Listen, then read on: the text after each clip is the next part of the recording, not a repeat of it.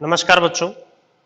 आज हम वाक्य के अनिवार्य तत्व, जो हमारा आज का टॉपिक है वो क्या, वाक्य के अनिवार्य तत्व। इससे पहले हमने वाक्य के वाक्य की परिभाषा और वाक्य के अंग के बारे में जाना था। आज हम वाक्य के अनिवार्य तत्व देखिए।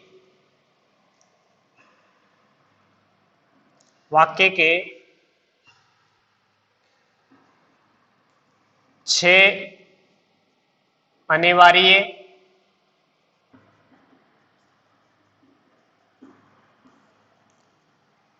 तत्व माने जाते हैं।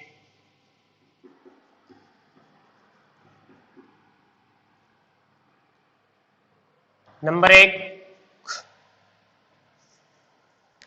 योग्यता।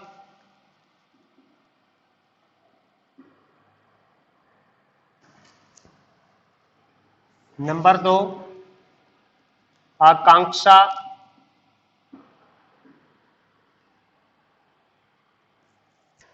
ब्रैकेट में जिज्ञासा भी लिख सकते हैं इसको।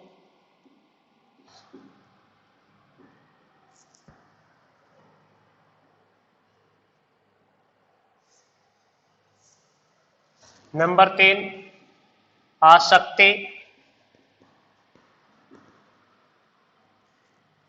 निकटता बोल सकते हैं इसको। नंबर 4,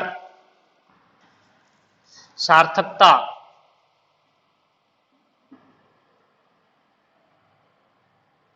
नंबर 4, सार्थकता। नंबर 5, पदक्रम।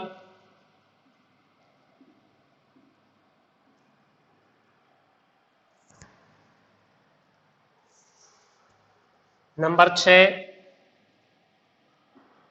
अन्वय। इसके ब्रैकेट में मेल भी लिख सकते हैं। तो वाक्य के 6 अनिवार्य तत्व माने जाते हैं। पहला क्या, योग्यता। नंबर 2, आकांक्षा। नंबर 3, आसक्ति। नंबर 4, सार्थकता। नंबर 5, पदक्रम। नंबर 6, अन्वय। अब हम इन 6 तत्वों का एक एक करके विस्तार से अध्ययन करेंगे। नंबर 1 देखिए क्या था हमारा, योग्यता।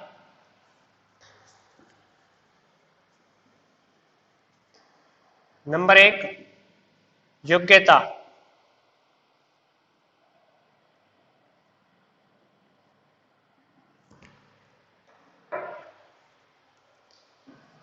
इसका अर्थ है कि वाक्य में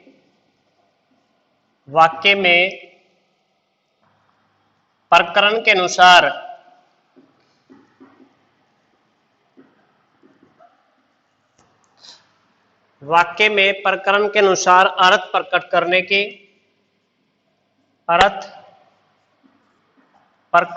की योग्यता का होना नितांत जरूरी है। देखिए इसका अर्थ है कि वाक्य में प्रकरण के अनुसार अर्थ प्रकट करने की योग्यता का होना नितांत जरूरी है। योग्यता के बिना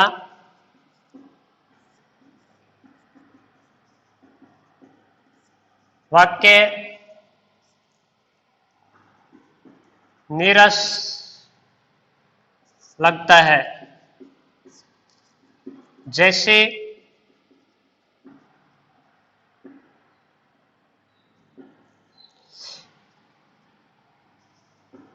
घोड़ा घास पीता है। जैसे घोड़ा घास पीता है, इस वाक्य में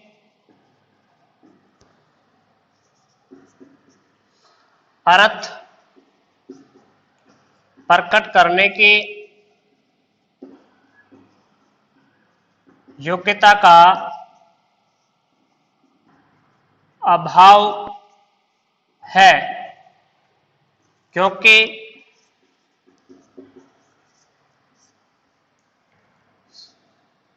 क्योंकि घास शब्द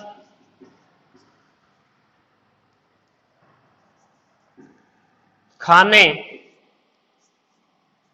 का बोध कराता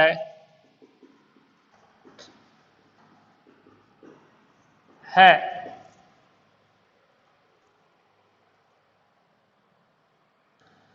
सही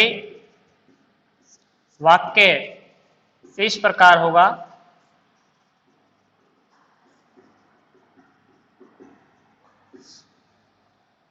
घोड़ा घास खाता है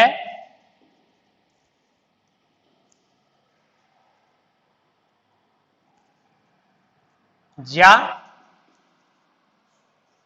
घोड़ा पानी पीता है।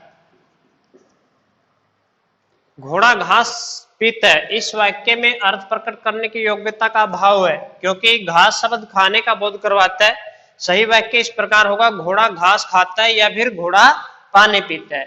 तो जो योग्यता है, कह रहे कि इसका अर्थ है कि वाक्य में प्रकरण के अनुसार, यानी मुद्दे के अनुसार, बात के अनुसार अर्थ प्रकट करने की योग्यता का होना नितांत जरूरी है। योग्यता के बिना वाक्य निरस लगता है। जैसे घोड़ा घास पीता है, इस वाक्य में योग्यता नहीं है, स्पष्ट अर्थ देने की योग्यता नहीं है, इसलिए ये वाक्य क्या लग रहा है, निरस लग रहा है। इस वाक्य में अर्थ प्रकट करने की योग्यता का अभाव है, क्योंकि घास शब्द खाने का बोध करवाता है। सब सही वाक्य इस प्रकार होगा, घोड़ा घास खाता है या घोड़ा पानी पीता है। इन दोनों वाक्यों में क्या है, स्पष्ट अर्थ प्रकट करने की योग्यता है, इसलिए ये दोनों क्या कहलाएंगे, वाक्य। आगे देखिए नंबर 2,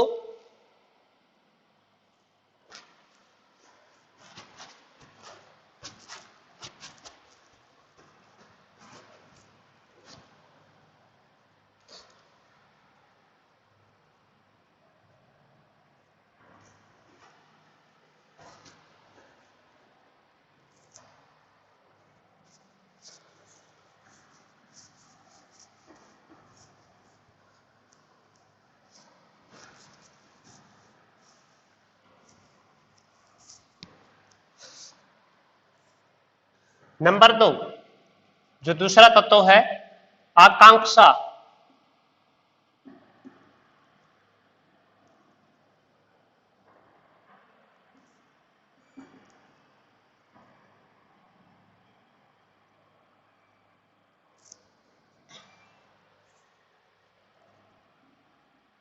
आकांक्षा का अर्थ है जिज्ञासा। आकांक्षा का अर्थ है जिज्ञासा। वाक्य अपने आप में पूर्ण होना चाहिए,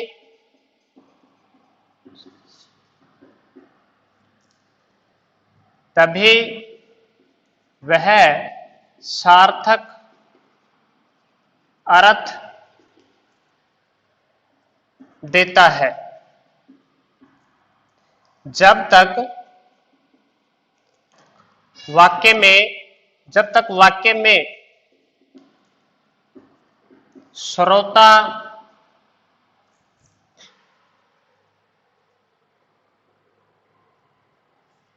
जब तक वाक्य में श्रोता की जिज्ञासा, जब तक वाक्य में श्रोता की आकांक्षा या जिज्ञासा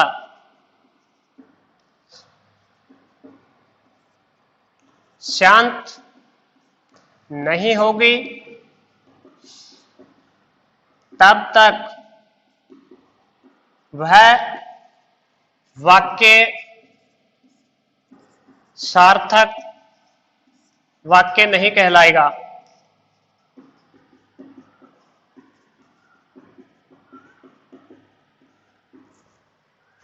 अर्थात वाक्य में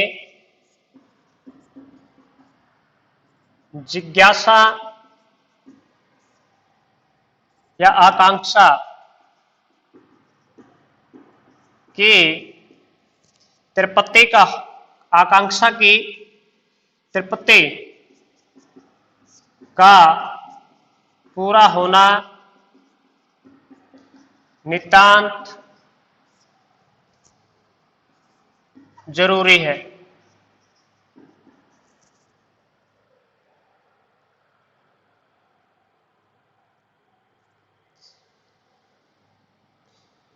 इस प्रकार के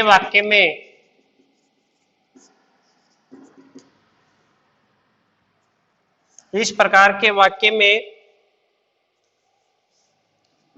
क्रिया का कर्ता कौन है, यह जानने की जिज्ञासा का शांत होना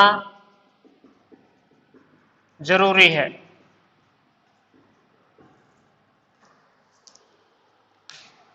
जैसे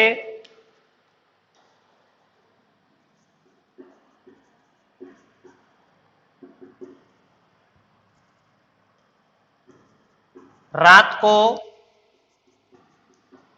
जागता है, रात को जागता है,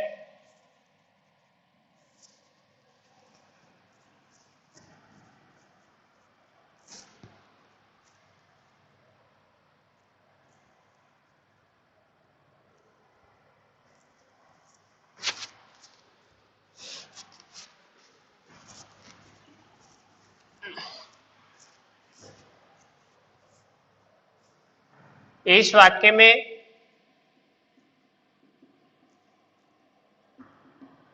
कर्ता की आकांक्षा या जिज्ञासा शांत नहीं हुई है, क्योंकि अभी जिज्ञासा बनी हुई है कि कौन जागता है।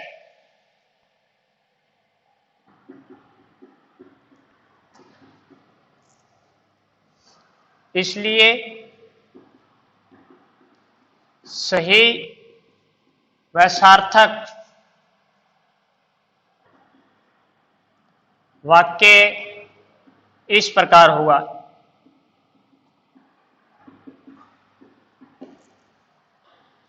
चौकीदार रात को जागता है।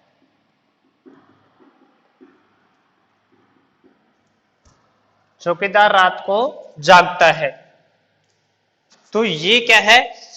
वाक्य, क्योंकि सार्थक अर्थ दे रहा है, जिज्ञासा को शांत कर रहा है, आकांक्षा को शांत कर रहा है।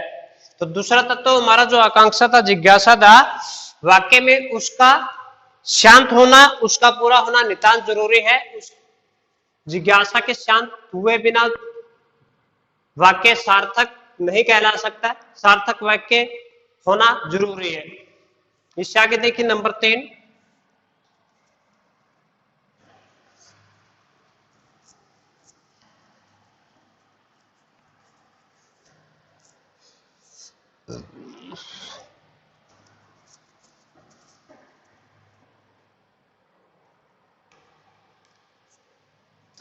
नंबर 3 आसक्ति। इसके ब्रैकेट में लिख सकता हूं निकटता।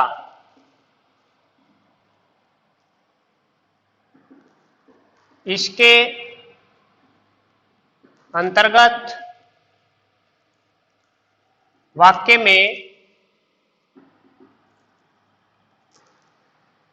में पदों को बोलते व लिखते समय आसक्ति या निकटता का होना जरूरी है। वाक्य निरंतर प्रवाह में बोले व लिखे जाने चाहिए।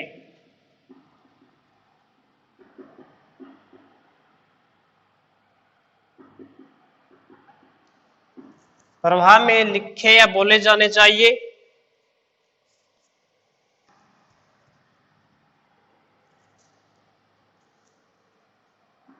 बलाघात की बात अलग है, इसे दर्शाने के लिए विराम चिन्हों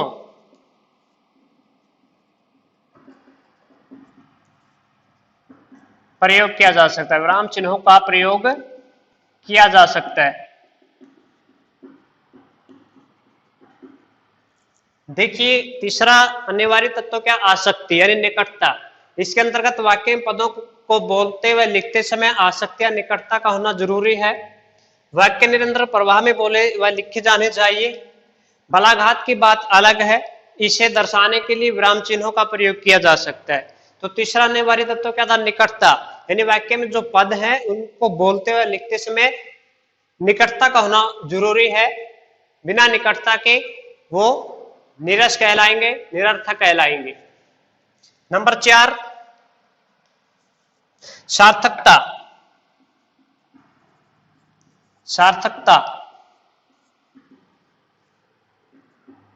सार्थकता वाक्य का अनिवार्य तत्व है। इसके बिना वाक्य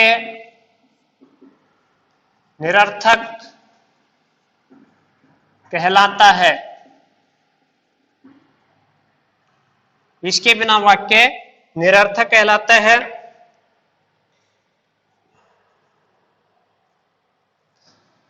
इसके अंतर्गत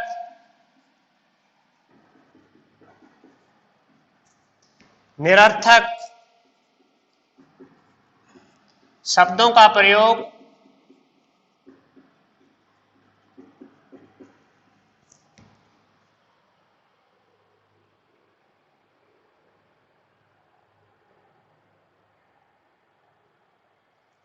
इसके अंतर्गत निरर्थक शब्दों का प्रयोग तब होता है जब वे सार्थक अर्थ प्रकट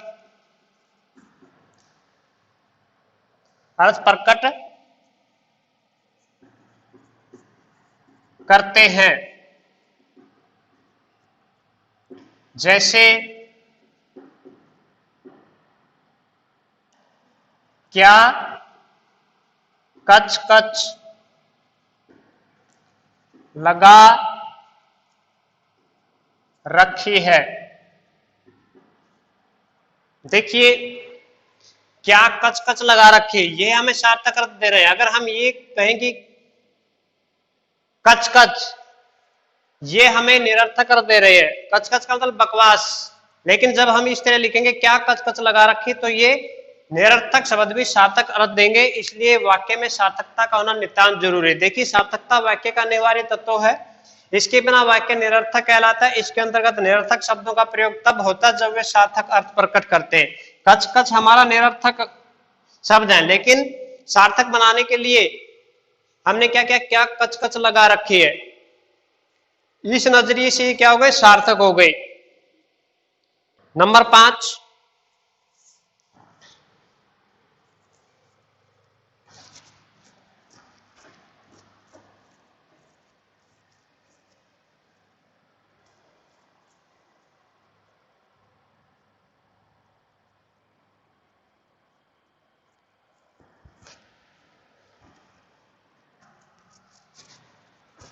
अब तक हमने 4 अनिवार्य तत्व जाने।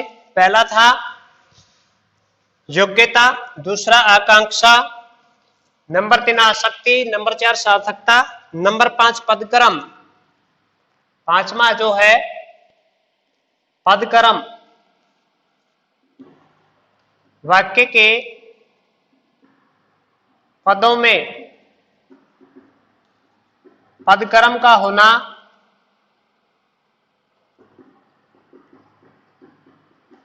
नितांत जरूरी है, क्योंकि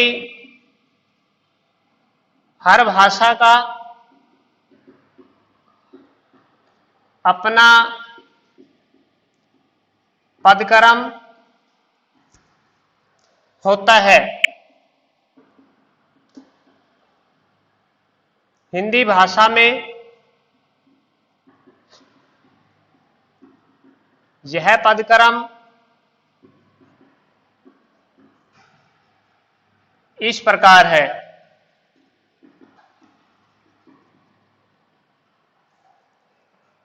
कर्ता प्लस कर्म प्लस क्रिया। इस पदक्रम के बिना वाक्य निरर्थक कहलाता है।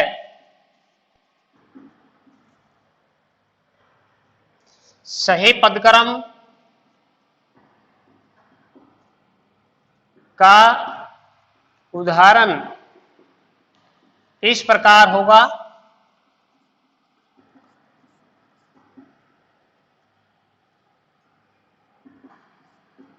मोहन पत्र लिखता है।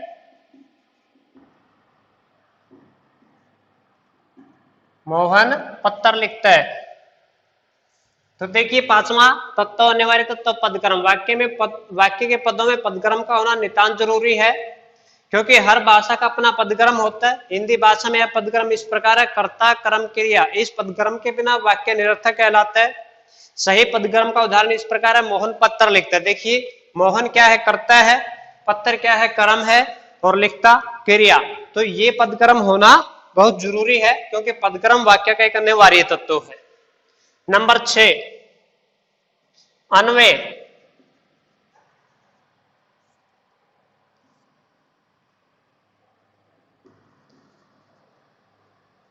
अन्वय का अर्थ है मेल। अन्वय का अर्थ है मेल। वाक्य के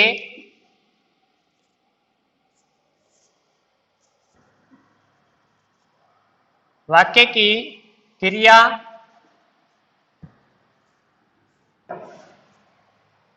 वाक्य की क्रिया वाक्य की क्रिया का वचन, लिंग, काल, कारक व पुरुष क्रिया के अनुसार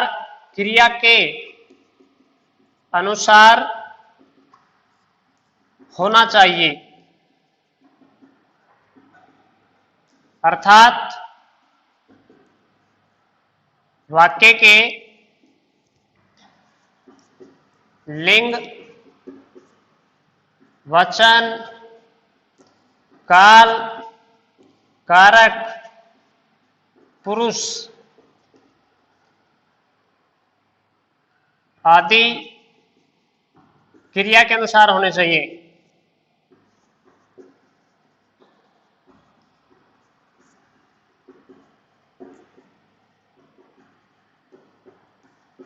आदि क्रिया के अनुसार होने चाहिए।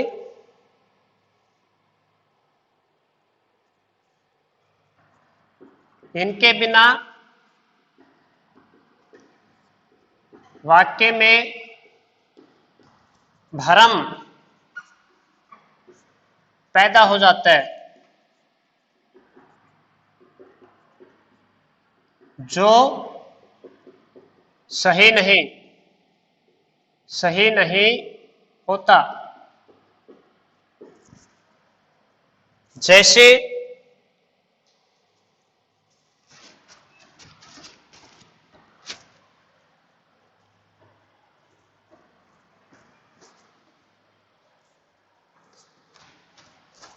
जैसे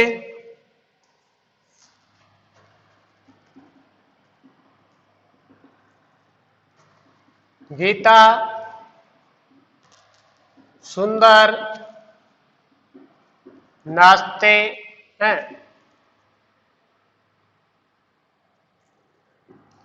यह वाक्य सही नहीं है,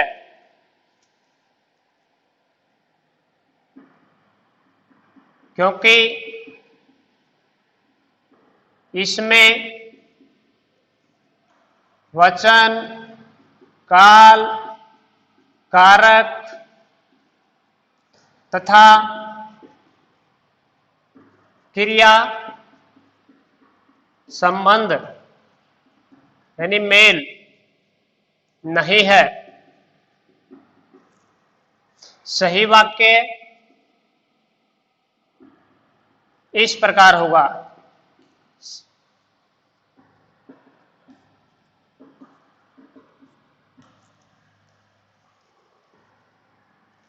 गीता सुंदर नाचते हैं। देखिए, गीता सुंदर नाचते, ये क्या है? निरर्थक वाक्य है, क्योंकि इसमें अन्वय नहीं है, मेल नहीं है, अर्थात लिंग, वचन, काल, कारक आदि का मेल नहीं है। इन सब का मेल दिखाने के लिए सही वाक्य क्या बनेगा? गीता सुंदर नाचते, क्योंकि गीता क्या है? एक वचन है, स्त्रीलिंग है, तो क्रिया भी एक वचन और स्त्रीलिंग में होनी चाहिए, और काल भी वर्तमान काल है। तो ये हमारे वाक्य के 6 अनिवार्य तत्व थे, इनके बारे में हमने जाना। एक बार दोबारा से बता रहा हूं, 6 अनिवार्य तत्व। पहला अनिवार्य तत्व था योग्यता, दूसरा था आकांक्षा, नंबर 3 था निकट आसक्ति या निकटता, नंबर 4 था सार्थकता, नंबर 5 था पदक्रम, और नंबर 6 था अन्वय। वाक्य के 6 अनिवार्य तत्व बताए हैं। इन 6 अनिवार्य तत्वों का होना नितांत जरूरी है। इनके बिना वाक्य सार्थक वाक्य नहीं कहलाएगा, बल्कि निरर्थक वाक्य कहलाएगा। तो हमने वाक्य के अनिवार्य तत्व थे जो 6, उनके बारे में जाना। आज के लिए इतना ही। आप सबका धन्यवाद।